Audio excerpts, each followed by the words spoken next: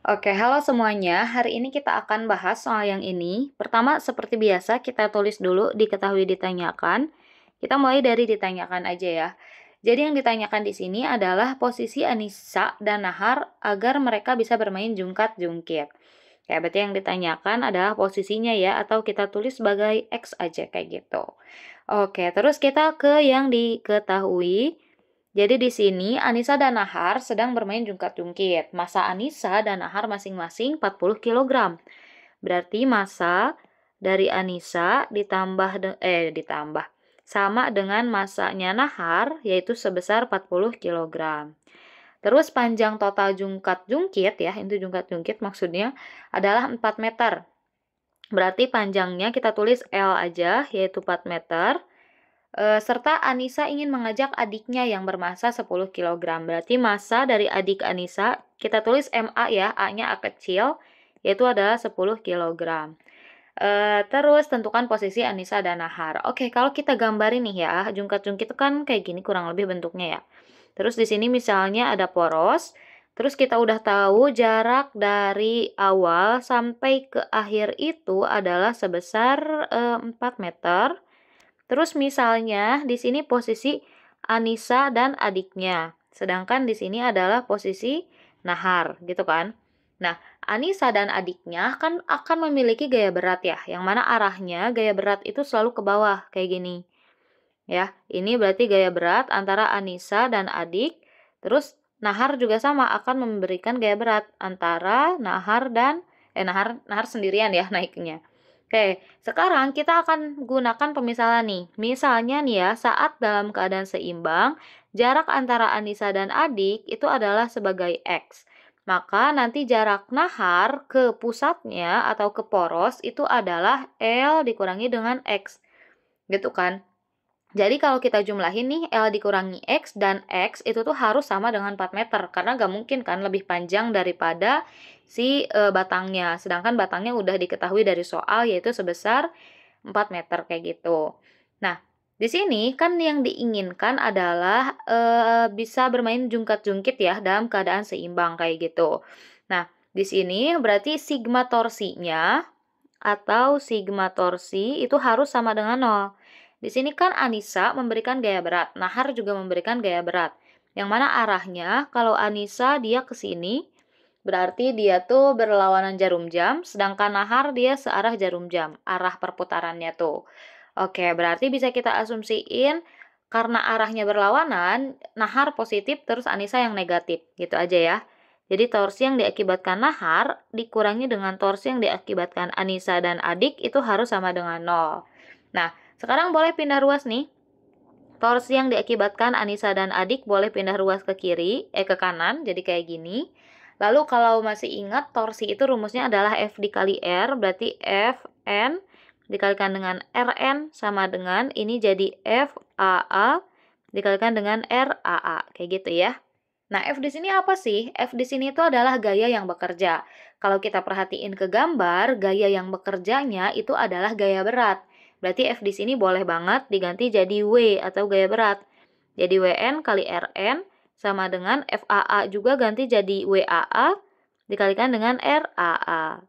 Lalu gaya berat kan nggak ada tuh ya dari diketahui dari soal. Kita tahu kalau gaya berat itu rumusnya adalah M dikali G atau massa kali percepatan gravitasi. Berarti bisa ditulis ke sini aja ya, kita lanjutinnya nih biar gak ke bawah.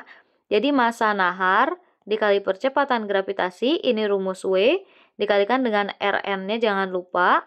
Terus karena Anissa bareng sama adiknya, berarti massanya massa Anissa ditambah dengan massa adiknya. Dikali G, dikalikan dengan jarak Anissa dan adik ke poros. Nah, ini bisa kita coret ya, G di kiri dan G di kanan, karena kedua ruasnya ada G-nya tuh. Berarti ruas kiri jadi Jadi MN dikali RN sama dengan MA ditambah dengan MA dikalikan dengan RAA. Kayak gitu. Kita masukin nilai-nilainya. MN itu adalah 40. Lalu RN itu jarak dari gaya N, gaya ini kan, ke porosnya. Porosnya adalah di sini. Berarti jaraknya itu adalah yang L dikurangi dengan X. Oke, berarti bisa ditulis gini ya, 40 dikalikan dengan L kurangi X sama dengan MA-nya itu adalah 40, terus M adiknya adalah 10. Lalu sekarang jarak dari AA dari sini ke poros itu adalah sebesar X. Berarti yang ini, berarti RAA-nya adalah X. Sekarang kita tinggal masukin dulu nilainya deh ya. 40 kali L-nya itu adalah 4, berarti 4 min X. Sama dengan 40 tambah 10 adalah 50X, berarti gitu. Kita kali silang, 40 kali 4 itu adalah 160. 40 kali min X adalah min 40X. Sama dengan 50X. Sekarang, min 40-nya boleh pindah lagi ke kanan. Jadi 160 sama dengan 50X ditambah 40X. Jadi 160 sama dengan 50 tambah 40, 90X. Terus kita kesini lagi deh ya. Nah, jadi 90-nya pindah lagi ke kiri nih, jadi 160 per 90 sama dengan X. Kita tinggal bagi aja 160 dibagi 90, hasilnya adalah 1,78 sama dengan X. Nah, jadi X-nya adalah 1,78 meter. X ini tuh apa? X ini tuh adalah jarak antara Anissa dan adiknya ke poros atau ke tengah-tengah, apa ya, bukan ke tengah-tengah ya, ke sumbu putar gitu ya, ke sumbu putar. Lalu kalau misalnya jaraknya nahar gimana tuh? Nah, kalau jarak nahar, kita kan tahu nih jarak nahar itu adalah L dikurangi X kan, berarti tinggal kurangi aja. L dikurangi X, berarti L-nya itu adalah 4 dikurangi dengan 1,78. Kita tinggal kurangi aja. 4 dikurangi 1,78 itu sekitar 2 ya, 2,23.